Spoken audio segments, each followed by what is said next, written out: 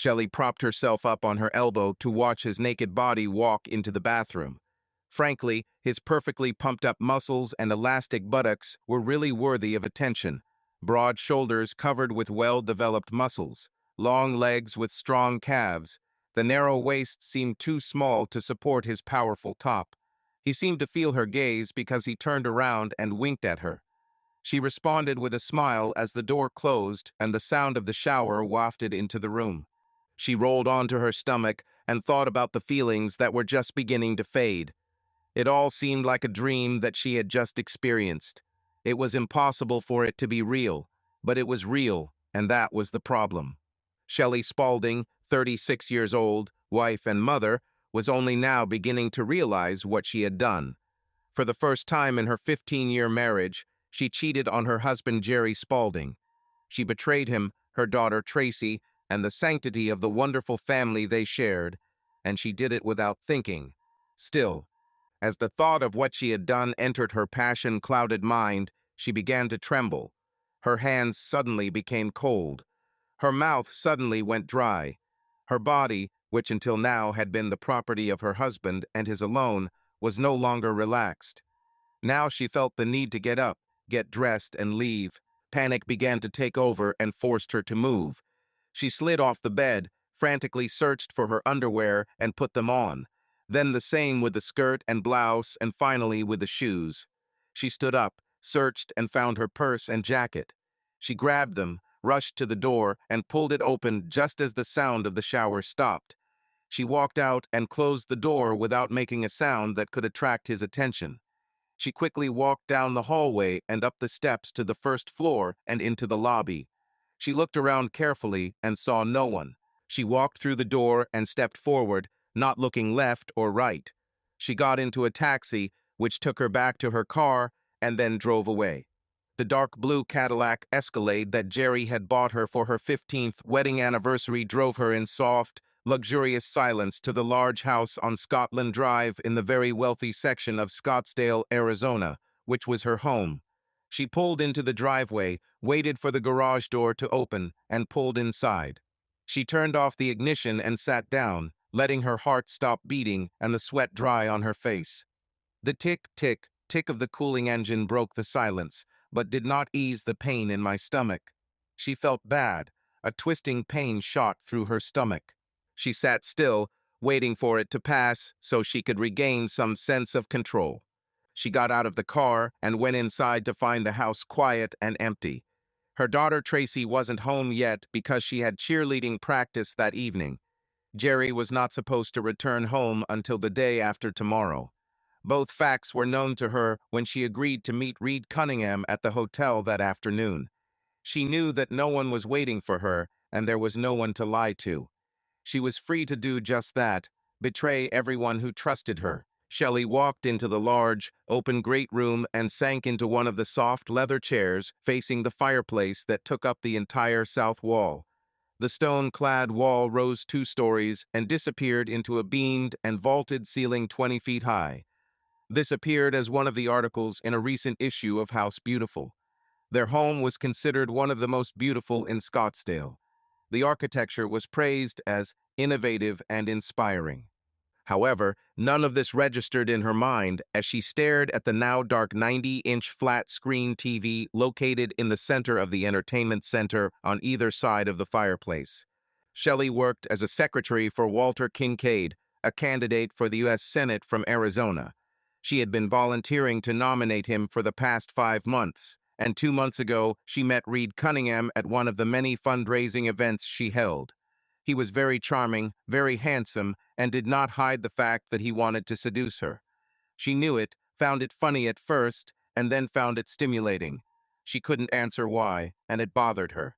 His visits became more and more frequent. His attention to her became more open and persistent, and she reciprocated all this. At his word, upheavals began in her stomach. A smile or a glance made her temperature rise. She had never felt this way before, not even with her husband. She should have stopped it as soon as she felt the desire increase, but she didn't. Her obsession with Reed Cunningham began to grow and become all-consuming. When she was at home, she thought about him. As she lay in bed with her husband, She thought about Reed. And the most amazing thing is that her feelings for Jerry, her husband, have changed. She became irritable with him. The thought of making love to him suddenly became disgusting.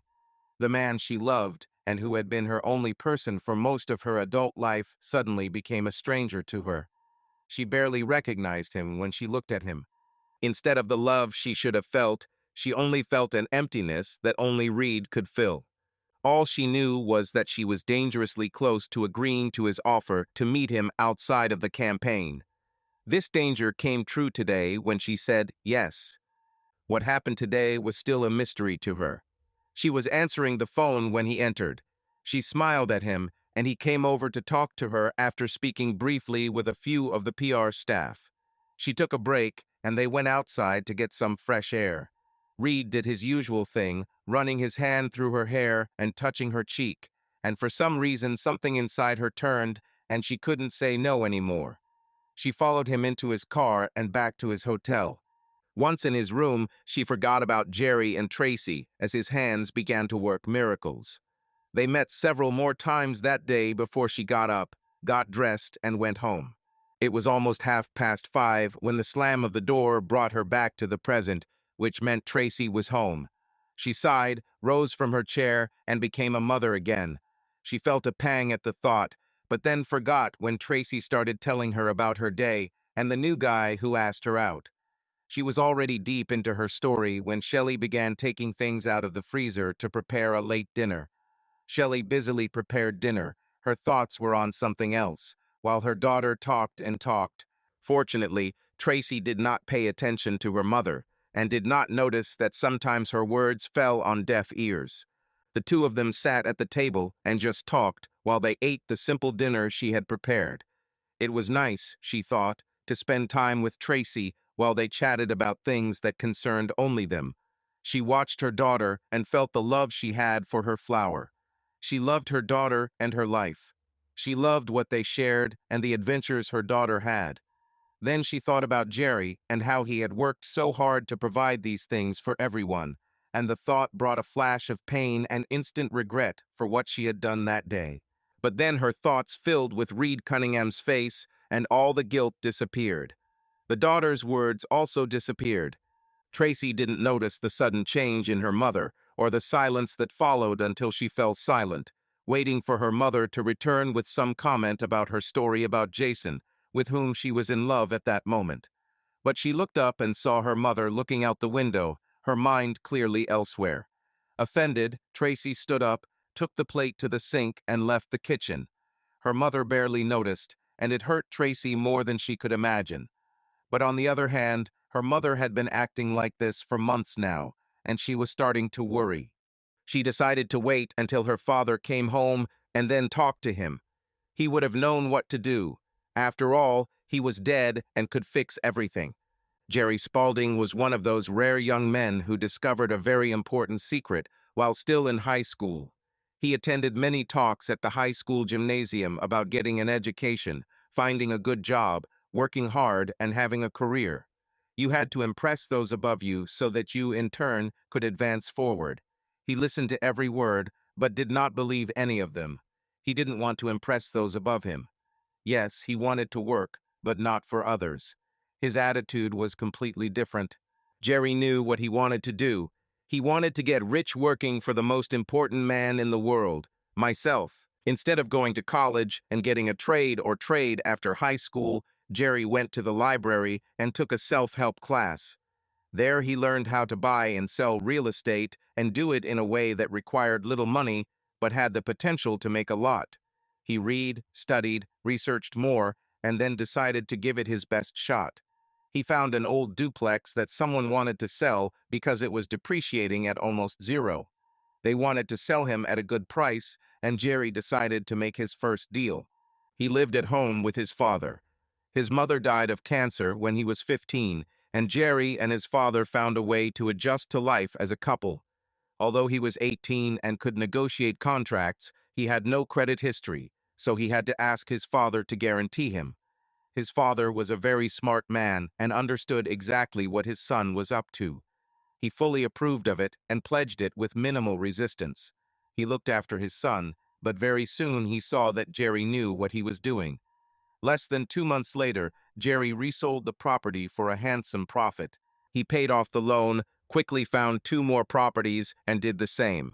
Again, he resold them, and now had the money to start on his own without his father. Jerry was on his way to riches. He never looked back. When he was 22, he was already a millionaire and was on his way to even greater wealth. His company was doing bigger and bigger deals, and his name was well known in Scottsdale. He was often invited to parties where the rich entertained and made contacts. At one of these parties, thrown by someone important, he met Shelley Lambert. He fell hopelessly in love that same night and began to pursue her the way he always did everything, with all his might. His only goal was to make her his. They dated for almost a year before Jerry proposed. Shelley was ready and accepted his offer. Her parents were school teachers, and they were impressed by Jerry's wealth and personality. They gave their blessing, and Jerry's father already fell in love with Shelley. He said he would be happy to have her as his new daughter. They planned the wedding and got married 3 months later. They were lucky that Tracy was born later because Shelley and Jerry knew she was pregnant before the wedding. Everyone else accepted it, or at least pretended to. Time passed, and the trio continued to live as one of the wealthiest families in Scottsdale. Jerry and Shelley bought the house they now lived in when Tracy was 2 years old, and they had lived there ever since. They expanded their property several times, built a swimming pool, a large terrace with a grill and all amenities, and a large pond with water plants. All this turned their home into one of the showpieces that eventually ended up in the pages of House Beautiful magazine. Although they didn't avoid Shelley getting pregnant again, it didn't happen a second time. When they went to the clinic to find out what the problem might be, they were told that Shelley was unlikely to be able to get pregnant naturally, and in fact, Tracy was almost a miracle. Jerry continued to make deals and make more and more money. Shelley stayed home with her daughter and was involved in local charitable and political activities. As Tracy got older and spent more time outside the home, Shelley became more involved. It was then that she decided to enter the political field, and then, 3 months later, for Walter Kincaid, a candidate for senator from the state of Arizona. Jerry Spalding was happy with his day. He was in Denver and had spent most of the day reviewing contracts he had negotiated with the consortium that owned the piece of land he wanted to purchase. They were cunning, he had to admit it. They identified a couple of items that he included specifically for this purpose, but they did not realize that these were the items they were supposed to find. In fact, there were a few false leads they had missed, and he felt obligated to point them out as if they were a surprise to him. This established the atmosphere of trust he needed to ensure the deal went as planned. The best part was when they all signed the contract and the secretary, acting as a bailiff, certified it. This made it legal and binding, and he had exactly what he wanted. The site itself was not worth the money he paid, which pleased the consortium, who were glad that they had outsmarted the foreigner. Jerry left that impression on them as he took his copies and left. He knew what they didn't, that the site was in the direct path of an expansion that the world's largest automaker was planning to do right here in their city. He now owned the most important site in their expansion plans and knew how to get exactly the amount he wanted for it. Returning to his room in a rented limousine, Jerry calculated that he was on the verge of receiving a large sum from the sale of this land. Once expenses are covered, his investors are paid off. He could easily net $2 million and possibly more. And this could happen in as little as a month. This will anger the locals and please him enormously, and it will make Shelley very happy too. He thought that such an event should bring her out of the gloomy mood she had been in lately. What it was, he had no idea. He tried to mention it several times, but she refused to react, saying that it was just his imagination. They hadn't made love together in almost 6 weeks. Oh yes, they had sex on 2 occasions when he insisted on it, but it was not love. It was just sex. She allowed him to do this, trying to hide her disinterest. He was angry enough to just have sex, caring only about himself. She didn't complain and pretended to care about keeping him happy, but he knew better. The limo stopped, let him out, and he told the driver he was done with a ride. He tipped the driver $100 and made sure he knew his name by giving him his business card. He knew that he would return, and he liked to leave behind satisfied people who could be useful to him in the future. He walked into the lobby of the only hotel in this small town and checked with the front desk to see if there had been any calls. They weren't there, and that saddened him. But he didn't expect her to answer his calls. She hasn't bothered herself lately. Once in the room, Jerry began making his obligatory calls. He called his partners to let them know the deal was done and accepted their praise. They were money guys, and once upon a time he needed them more than they needed him. Now things were different. In order to continue to do business with him and make good money from it, they had to buy shares in his corporation, a corporation that he founded himself and which specialized in real estate, but not that related to housing or even business. Jerry bought and sold plots of land that had the potential for huge profits. He was good at this and had an uncanny ability to sense which areas would be in demand and which would fail. Over the course of a few years, he made a small fortune and turned it into even greater profits. His partners were no longer involved in what he was doing, but he still kept them in the loop and offered them opportunities to get involved in some big deals. He thought it was good business practice to maintain a good relationship with them and spread the risks over large projects. It was good for all of them, and they continued to spend big money when he said it was in their best interest. Jerry made a lot of money over the years and used it to buy the house and large plot of land that Shelley loved so much. He bought her everything she wanted, and she wanted a lot. New car, jewelry, nice clothes. Everything she wanted, he gave her. He loved her with all his heart, and buying these things for her gave him pleasure, and he thought that she reciprocated his feelings, especially when they had Tracy. She was their pride and joy, but Shelley didn't want to put in the effort required to have another child. This disappointed him, but he acquiesced, as he did with everything else she wanted. After he took care of his partners, he called home. He waited for the phone to ring and was only slightly disappointed when it was Tracy on the other end and not Shelley. "Hi, Tracy, it's Dad. What's happening? I expected to hear from your mother, but there were no calls. Is there something wrong?" "It's okay, Dad. Mom just behaves the way she has in recent months. We were talking at dinner today, and she was just lost in her thoughts. I don't know what's wrong, but it really bothers me. I just want you to come home and everything will go back to how it was before." "Where is she now? Can she answer the phone?" "She's in her room. She went there after dinner and never came down again. She's acting strange, Dad. Just come home, please." "I'm leaving tomorrow morning and will be home early in the afternoon. Don't tell her I'll arrive a day early. I'll surprise her. I'll do it for both of us. How about this? Sounds good. Okay, I won't say anything. By the way, I'll be back late tomorrow. We have a competition and it won't end until 7. See you later. Love you." Jerry hung up the phone, mulling over what his daughter had said, and was surprised that she had noticed the change as well. He packed his things and prepared to fly out the next morning. He wanted to return home as soon as possible. Perhaps he can begin to correct the situation and figure out what the problem is. It was still early morning when he arrived at his office in downtown Scottsdale after a short flight. He checked in with his secretary and received his notes. He looked through them, stopping at one that caught his attention. It was from Nikki Prescott, a good friend of his. Her husband was one of the few people he relied on early in his career. His death in an accident 3 years ago was a great loss to him, and he maintained his friendship with Nikki. He cleared his desk and then picked up the phone to call her.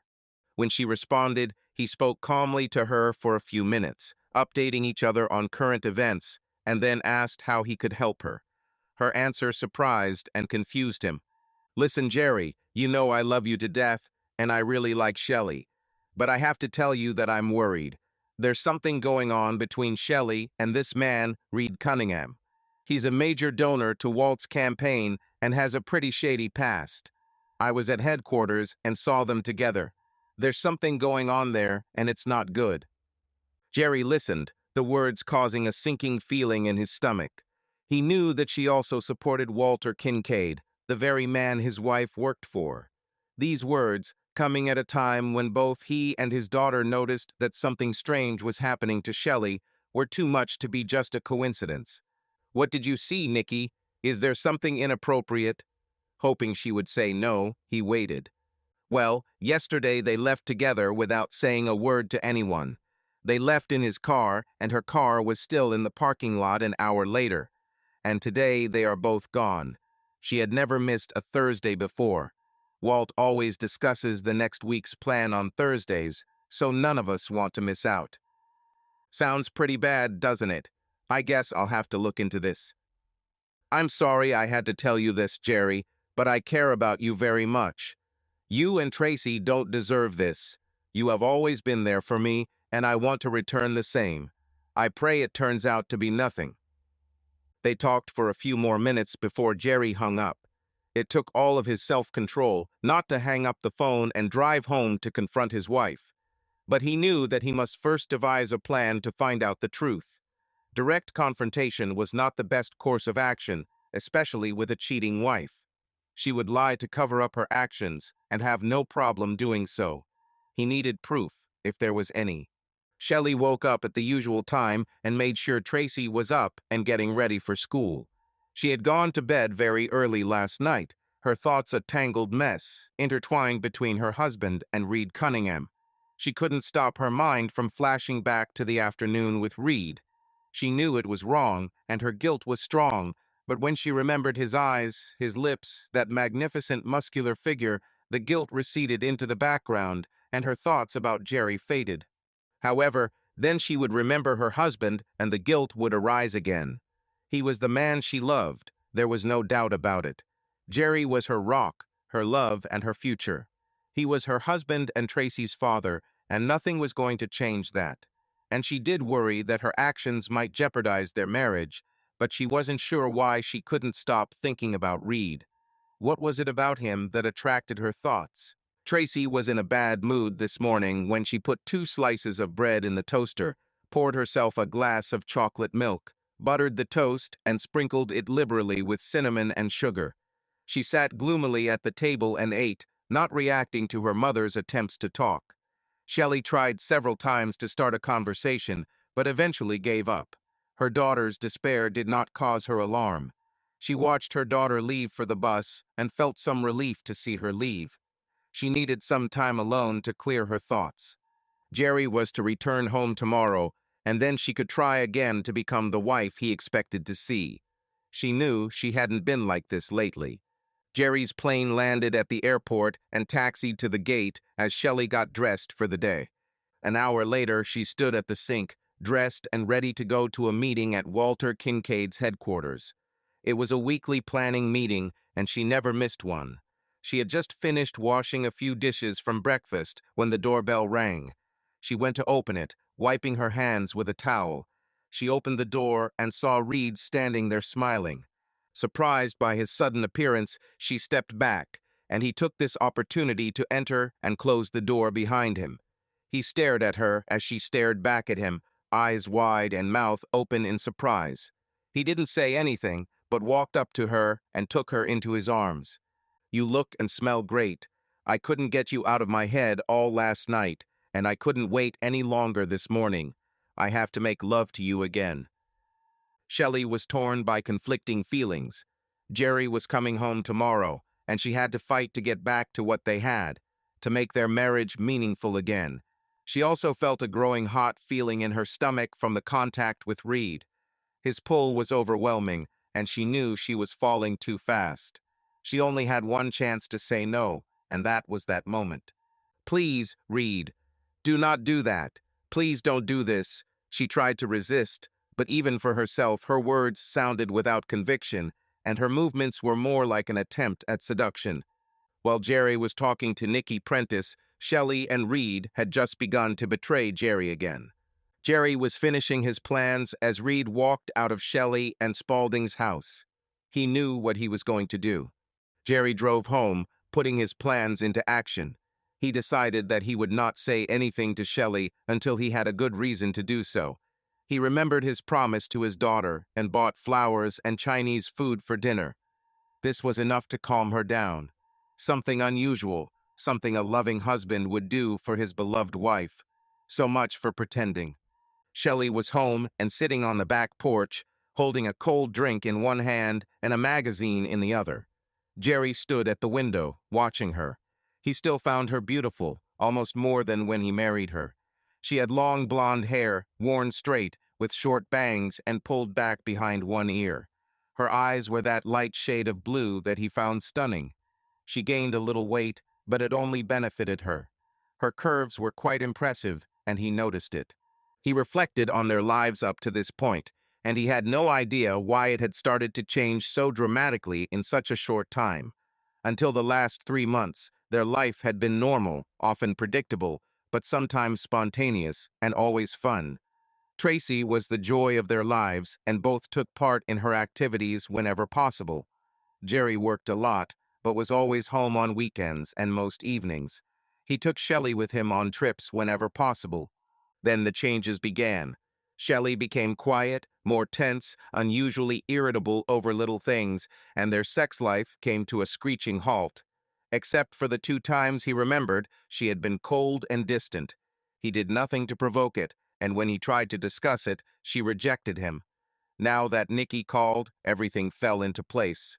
Jerry returned to the kitchen, grabbed a cold bottle of beer, put the flowers in a vase and the food in the oven to heat up.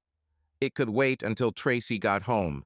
He took another look at Shelley sitting alone on the porch and decided he should let her know he was home. He walked out of the door, slamming it. She turned and looked at him in surprise. He thought he saw a flicker of disappointment in her eyes, but he could be wrong. "Hi, dear. What are you doing? I thought you would only arrive tomorrow." "Oh, don't be upset. It's me. I'm just surprised. Glad you're home. Are you hungry?" "Not yet. I stopped for Chinese food on the way and put it in the oven. I can wait for dinner." "It's very nice of you. Tracy will be glad to see you. She felt lonely yesterday. I don't know why, but I noticed it. Maybe you can talk to her, cheer her up." "Maybe. Let's see." As he said this, he watched as Shelley's attention turned back to the magazine, and he knew his suspicions were confirmed. She was thinking about someone else, not him. The love he usually saw in her eyes when he came home was gone, replaced by indifference. The thought hit him right then, and he almost choked on the pain it caused his heart. Nothing physical could cause such pain. He turned and went back inside before Shelley saw tears begin to form in his eyes.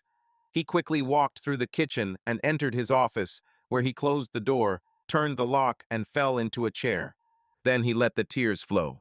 Shelley had similar thoughts as Jerry stood there. She searched for the feeling of relief and happiness that he was home, but the only thoughts that came were of her and Reed earlier in the morning in bed, having sex. She felt a warmth rise to her face and looked down at the magazine in her hands before Jerry could see it. She was ashamed of her thoughts, but could not stop them. She was obsessed with Reed, and nothing she did made her stop thinking about him and their time together. All she could think about was the next meeting, and she was sure that she would. They got through the evening and the next day without letting each other know there was a problem. Jerry was silent and withdrawn, and Shelley distanced herself and showed no interest in either her husband or daughter. Bedtime was typical. Shelley was up first, already asleep when Jerry got up. Jerry and Tracy left the next morning and were out most of the day. Shelley didn't notice as she went to work, and when Reed came to pick her up, she went with him to the motel again, and they stayed there until it started to get dark. She showered, got dressed, and drove home to find them missing. She made a small dinner from the leftovers and waited for them to return, thinking about Reed as she had for most of the past few months. When Jerry and Tracy returned later, they told her that they had been to a baseball game where Tracy's current boyfriend was playing, then they had gone to milkshakes, and then to a movie. Jerry was sitting next to his daughter, and it was hilarious when her boyfriend tried to hug her only to find that Jerry's hand was already there. Tracy took it in stride and enjoyed their time together. Shelley felt a small pang of guilt when she realized she didn't know who Tracy was talking about. Nothing much changed over the next 2 weeks. Shelley met with Reed twice more, pretending to volunteer. It was the following Tuesday when Shelley announced that she was going to work at campaign headquarters for a couple of hours. She was vague about telling Jerry when she would return home. He listened when she called and was calm when she said she might be back late. He agreed to start dinner and take care of Tracy. He hung up and then made his own call. He gave instructions to the person on the other end and told him to call back the next morning. Jerry and Tracy shared a dinner of pizza and Pepsi with hot cinnamon rolls for dessert. Neither of them really missed Shelley, and they enjoyed each other's company. Tracy once mentioned that her mother had been skipping a lot of dinners lately and was not in a good mood when she came home. Jerry allowed her to speak, but did not speak negatively about Shelley. It was noted in his thoughts, however, that Shelley had made a lapse not only in their marriage, but also in her role as a mother. Tracy was probably on the phone with Josh, her boyfriend, in her room, and Jerry was sitting, half asleep, in his chair when Shelley returned home. Jerry noted indifferently that she returned after 7, much later than the campaign usually worked. He didn't say anything when she called to tell him she was back, and he wasn't even surprised when she went upstairs and turned on the shower. He lowered his head to his chest and gave vent to his last tears. He knew it was over, and the pain was back, just as sharp as the first time. Until recently, he maintained a faint hope that he was wrong, and that Nikki was wrong. He prayed for himself and Tracy that it was just a misunderstanding, that she still valued their marriage as sacred. He had prayed that it would be so, but now he was sure that it was all a lie. The reports were convincing. She lived a lie, and her promises were empty words.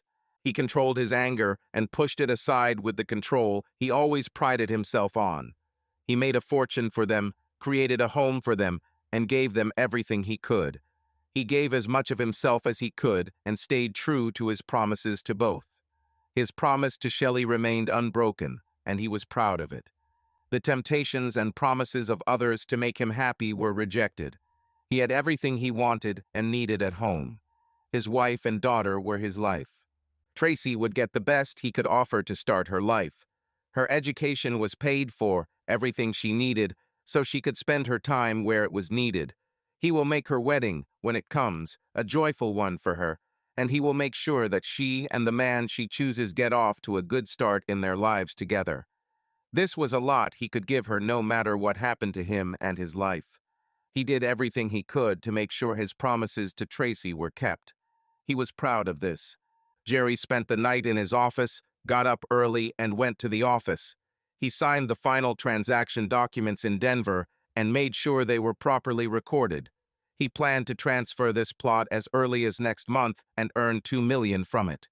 The people who wanted the land were Asians, and he made sure that both of those millions that would be his share would go directly into his Swiss bank account, which already contained funds from previous transactions with foreign clients. Neither Shelley nor the U.S. government knew about that money, as it never came in or out of the U.S. The remaining amount will be duly noted and deposited in the corporation's cash register. No problems were expected with the government. As he was finishing the paperwork, the call he had been waiting for arrived. As he listened, the lump in his throat grew larger and almost made him choke from the bitterness that was building inside. He took notes, purred when necessary, and hung up with orders for the courier to bring the final report with photographs. Now he had the evidence he needed, and he had the information he needed. He knew who, where, and when, and this was not a one-time incident. According to his contact, this happened at least 5 times. That was enough. Do not need any more. One time was enough to break the promise forever. Reed Cunningham owned his own company. Cunningham Cabinets and Counters was a small but very prestigious company that provided custom designs for kitchen and bathroom cabinets and countertops and handled the entire construction and installation process for those who could afford only the best. His company didn't even start for less than $100,000. Most of their works were much more expensive, and only the richest could afford them. He was in demand by those who wanted to make an impression. It was also rumored that those who wanted better in other areas could count on him to supply it. Several wealthy matrons had nothing but praise for his abilities. Jerry noted this and other things as well. Although he wanted to hurt Reed Cunningham, He didn't want to hurt a lot of innocent people on top of it. Therefore, since his employees were not at fault, the destruction of the company was ruled out, but Reed was still in the game. His family will suffer, but it will be on his conscience, not Jerry's. Jerry's family would have suffered too, but neither Shelley nor Reed cared about that, right? The fact that Reed was married and had 2 daughters under the age of 5 was his only weakness. The report mentioned that Reed was very attached to his wife and daughters. In his anger, Jerry viewed this weakness as vulnerability. He made complete copies of everything he had, including photographs that clearly showed the two of them together. The photo had made him sick the first time he looked at it, and he still felt a twinge of pain when he copied it for Reed's wife. Well, so be it. Reed and Shelley arranged everything themselves. Let them both be responsible for this. The Jerrys were no longer interested in each other. The next 2 days were full of activities. Jerry closed all his active credit cards, closed all joint accounts, withdrawing exactly half from each of them. He made sure that most of his assets were in corporate accounts that were not jointly owned, and then took all of her jewelry from safe deposit boxes. He went to a jeweler he knew and appraised it all, obtaining a certified certificate of the amount. He sold the jewelry and left half the cash in her account.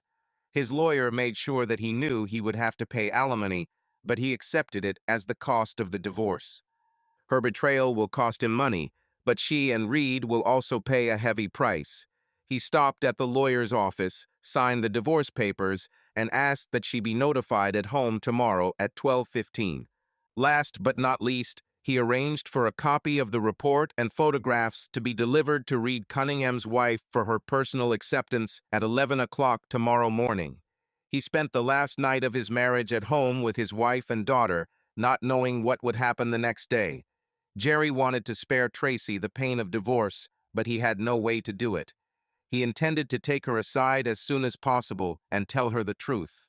That was all he could do. Interestingly, Shelley tried to be friendly that evening.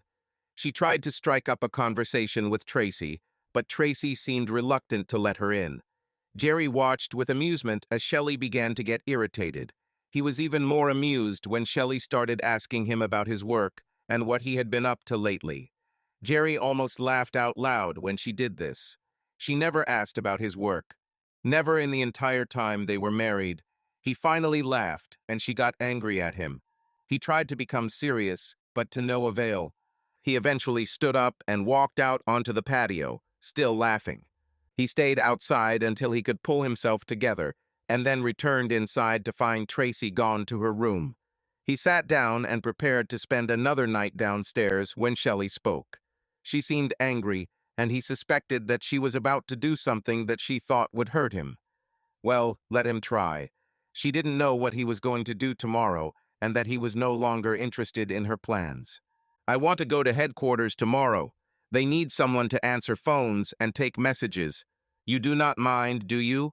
I know it's Saturday, and I don't feel like going on the weekend, but they really need my help. Jerry almost laughed at that. He knew who really wanted her. He decided he wanted this to end, so he thought about it and replied, I need you to be home tomorrow at noon. There are some documents you need to sign, and they can't wait. I must insist. From noon to 12:30 is all you need. After that, you can do whatever you want. Shelley looked like she wanted to object, but decided it would be out of character. She agreed and went up to the bedroom, thinking to herself that she would call Reed and meet him later in the day. She didn't care when, as long as they could be together. She closed the bedroom door and got dressed for bed. As she lay down, her hand automatically went to the left, where Jerry usually slept. She looked at the empty space and felt a chill run down her spine. She suddenly realized that Jerry had not slept next to her for the past few days. In fact, he hadn't slept with her in longer than she could remember. She felt tears begin to fill her eyes and allowed sadness to overwhelm her. Why did she do this? What was she thinking? Reed had somehow bewitched her, and she couldn't think about anything but him. Her marriage was failing, and it was entirely her fault. Her daughter was moving away from her, and Jerry was laughing at her clumsy attempts to talk to him. And it was stupid. He could see it. What else could he see? Suddenly, she was overcome with fear that she could lose everything she loved, and she knew deep down that she truly loved Tracy and Jerry more than life itself. Damn it, what was she doing? Suddenly, being obsessed with Reed Cunningham seemed stupid. Now the thought of him did not cause a shiver of pleasure, but only a feeling of disgust and fear. She rolled over onto her stomach and pressed her face to the pillow. She began to sob, deep, soul-wrenching sobs that hurt. How did she get to this point in her life? How did she cut Jerry out of her life so easily? How could she give herself to another man who didn't love her? She knew this about Reed, that he didn't love her and only wanted her for sex. They didn't make love, they made sex. She thought back to the times she and Jerry had recently made love and realized that she couldn't remember the last time. She thought and finally remembered that they had not made love at all. Suddenly, she jumped out of bed and ran to the bathroom. When she collapsed on the bed, she felt bad. She was sweating. She told herself that tomorrow she had to finish everything with Reed. This must stop, and she must dedicate her life to her family and Jerry again. She really loved him. She couldn't imagine her life without him, and it scared her. Tomorrow everything will change, and the rest of her life will be different. She will do everything possible for him. She will do anything to compensate him. Downstairs, Jerry curled up on the couch in his office and closed his eyes. He cried all he could and endured the storm of pain, anger, and all the other emotions that signaled the end of 15 years of his life. Tomorrow would be the first day of the rest of his life, and he intended to make it a big day for the two people who were responsible for it. A few minutes before noon, Jerry came out of the garden where he had spent the morning. He washed his face and hands, took off his dirty shirt and work pants, and changed into a casual shirt and pants. He gave Tracy $50 and sent her and her friends to the mall. He went into his office and closed the door, taking out a report and photographs from a small safe. He took one of Reed's enlarged photographs of Shelley's and looked at it again. Now he felt only slight irritation. Great. He laid her face down on the report. He was ready. At exactly noon, Jerry opened his office door and called Shelley inside. She arrived almost immediately with a smile and sat down on the chair in front of his desk. This was where she sat when he wanted her to sign the documents. He closed the door and walked around the table. He sat down and laid out the photo face down while he waited for Shelley to get settled. She smiled at him and raised her pen. "Okay, I'm ready. What do you want me to sign?" "Nothing yet. I want to show you something and listen to your comments. The documents you need to sign will be delivered at 12:15, so we have time."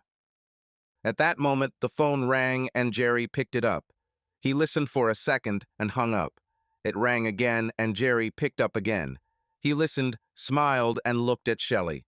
"Do you want to talk to Reed Cunningham? He's very upset and wants to talk to you." Shelley's face turned pale, and she jerked her head to the side. She seemed very nervous as she answered, "No, I don't want to talk to him. Tell him no, just hang up." "Sorry, Mr. Cunningham. She doesn't want to talk to you at the moment. Perhaps she will see you later. Goodbye." The phone rang again, but this time Jerry let it ring. He looked at Shelley and was pleased to see her panic growing. He decided to give her a break, so he unplugged the phone cord to stop the ringing. Shelley wasn't smiling anymore. She looked at Jerry and asked, "Why the delay? You know, I wanted to volunteer today. Why can't we do it now so I can get there?" Shelley wondered why he called her at home. It was crazy on his part. She needed to do this and find out what was going on. She didn't know that Jerry was going to answer that question for her. Jerry pulled the photograph toward him, holding it up so that he could see it and Shelley could only see the back. He looked at her again, felt nothing, and smiled to himself. He could do it. He placed the photograph face up and turned it so Shelley could see it clearly. She looked down and the forced smile on her face immediately disappeared. "You know? How do you know?" "Oh God, not now. Please God, not now. Oh please." Shelley's face became even paler. One hand covered her mouth, and the other grabbed the armrest of the chair. She seemed to sway back and forth, and Jerry was afraid she might faint. He watched in amazement as she actually lost consciousness. Her eyes rolled back into her head, leaving only the whites visible as she swayed to the side. Jerry instinctively tried to catch her before she fell to the floor. He didn't have time, but he picked her up and put the chair back in an upright position. Jerry went and got a glass of water. He returned to the office to see Shelley still unconscious. This bothered Jerry mainly because he wanted her to be conscious when the divorce papers were delivered to her. He didn't feel sympathy for her now. One of the papers was a restraining order prohibiting her from staying in the house, and he wanted to make sure she read it. It took some time and effort, but a picture was worth 1,000 words, and the judge was convinced. Jerry thought for a moment and finally, shrugging his shoulders, walked over to a chair and unceremoniously poured a glass of water over Shelley's head. She shuddered, choked, and came to her senses. She shook her head and wiped her face. She looked down at the photo and began to cry again. "Jerry, please, let me explain how sorry I am. Please, Jerry, let me talk to you. I was crazy. This must be it. Jerry, please let me explain." Jerry was pleased that she had come to her senses and sat down at the table again. He pulled out a few more photographs, all regular size, and threw them at her as she begged him. She barely glanced at them before she pushed them away. "Take them away. They don't mean anything. Reed means nothing. It's over, Jerry. It's finished. I'll never see him again. Never." Jerry then interrupted her. He had no patience to listen to her lies and empty promises. Her actions spoke very clearly, and the meaning was clear. "There are a few things I want to tell you, Shelley. It's all written down so you don't have to remember it, but here they are. First, I closed all of our joint accounts. Now they are only in your name, and only half of what was there is there. Secondly, I appreciated the jewelry. Most of them I bought for you as a gift, and as a symbol of my love for you and our daughter. My love for you is now dead, and since I bought them for you, I decided to sell them. I left half of this value in your accounts. The meaning in jewelry has died, and the jewelry itself now means nothing. Thirdly, I made sure that all the money that belongs to the corporation is in corporate accounts that you cannot reach. And finally, at 12:15, the documents will arrive for you to sign. I'm going to divorce you, Shelley. There's no question about it. I don't care what you say or do. I don't want you in my life anymore. You are a liar and an adulteress, and I want you to leave." "Oh, please, Jerry, don't say that. I regret it. I'm really sorry, and I made a mistake. I know that, and I was going to finish it today. I was wrong, and I understand it. It's over, Jerry, and I want to come back to you. You must forgive me. Please, Jerry, don't do this. I realized what I did." At that moment, the doorbell rang and Jerry stood up. He walked around the table to take Shelley's hand and lift her out of her chair. She resisted, so he half led, half dragged her to the door. He held her while he opened the door for the courier. The young man standing there looked at Shelley and asked in a clear voice, "Are you Mrs. Shelley Spaulding?" Shelley nodded, refusing to look at him. He reached out, took her hand, and placed the envelope in it. "You have been handed it." Without another word, he turned around and walked down the sidewalk. Jerry led Shelley back to the office and made her sit down again. She was too stunned to do anything other than follow Jerry's instructions. Jerry walked around the table and sat down again. "There are a few more things I need to say. I made a copy of this report and photographs of you too, and delivered them to Tina Cunningham's wife this morning. She now has the same information about her husband that I showed you. These phone calls were from your lover, Reed Cunningham, and he wanted to talk to you, probably to ask why I did what I did." Jerry laughed loudly, saying, "People like him never understand how those they betrayed can be angry enough to take revenge." Shelley looked at him in horror. "You didn't do it. How could you do this to him? How could you be so cruel? He has little daughters at home." Jerry responded with rage at her words. Her words were crazy. How could he? How could he be so cruel? Madness. Cruel. What the hell is wrong with you, Shelley? You are both married to other people, but that doesn't stop you from having fun with each other, breaking vows and ruining marriages. Now you want to blame me and leave him unharmed. What the hell did I do to you to make you want to do this? Did you just want to destroy me? Is this all you were thinking about? Did you and Reed want to destroy me, destroy my marriage and my daughter's home? Is this your sick idea of some kind of imaginary justice? Jerry, no, this was never my intention. We never wanted you or his wife to find out. Never. You and Tracy should never have known about my betrayal. Never. And I never meant to hurt you. You were never supposed to find out, and then you wouldn't get hurt. Never, never. Jerry interrupted her denials. Bad for your lover. Now he's in a deep hole just like you.